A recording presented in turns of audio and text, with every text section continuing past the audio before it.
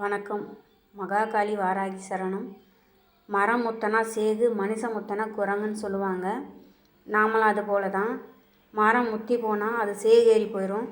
அதே போல் மனுஷன் வயசு இருக்கும்போது எந்த பிரச்சனையும் இல்லை, வயதான பிறகு எல்லா பிரச்சனையுமே வரும். நம்மளை பார்த்துக்கலையன்ற ஒரு ஏக்கம் வரும், நம்மளை சுற்றி யாருமே இல்லைன்ற ஒரு எண்ணம் வரும். உறவுகள், சொந்த பந்தம், பெற்ற பிள்ளைகள் எல்லாமே இருந்தாலும் யாருமே துணை வர மாட்டாங்க.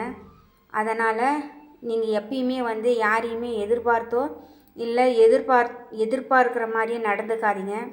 யாரையும் நம்பாதீங்க. முதல்ல யாரையும் நம்பி நீங்கள் இருந்தீங்களா கடைசி காலத்தில் நீங்கள் எதுவுமே இல்லாத அனாதையாக தான் இருக்கணும். அதனால் எப்பயுமே உங்களுக்குன்னு ஒரு இது வச்சுக்கோங்க, உங்களுக்குன்னு ஒரு சேமிப்பு வச்சுக்கோங்க. அந்த சேமிப்பு நிச்சயமாக நாளைக்கு உங்களை ஒரு நல்ல பாதுகாப்பாக வச்சுக்கும். அந்த சேமிப்பு மூலிமா நீங்கள் நல்லபடியாக இருக்கலாம். தெய்வத்துடைய அனுகிரகம் என்றைக்குமே நமக்கு வேணும். கடவுளுடைய அனுகிரகம் இருந்தால் தான் எதுவுமே நடக்கும். அதே போல் கடவுளுடைய அனுகிரகத்தையும் பெறுங்க, நல்லபடியாக இருங்க. அன்பு எதிர்பார்த்து யாருக்கிட்டையும் இது பண்ணாதீங்க, பணத்தை எதிர்பார்த்து யாருக்கிட்டையும் நிற்காதீங்க. இது ரெண்டுமே கொண்டு போய் நம்ம பாதாளத்தில் தள்ளிடும். எப்படின்னு கேட்குறீங்களா?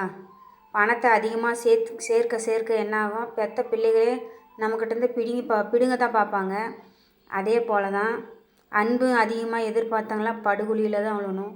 அதனால் அன்பையோ பணத்தையோ அதிகமாக பெருசாக நினைக்காதீங்க.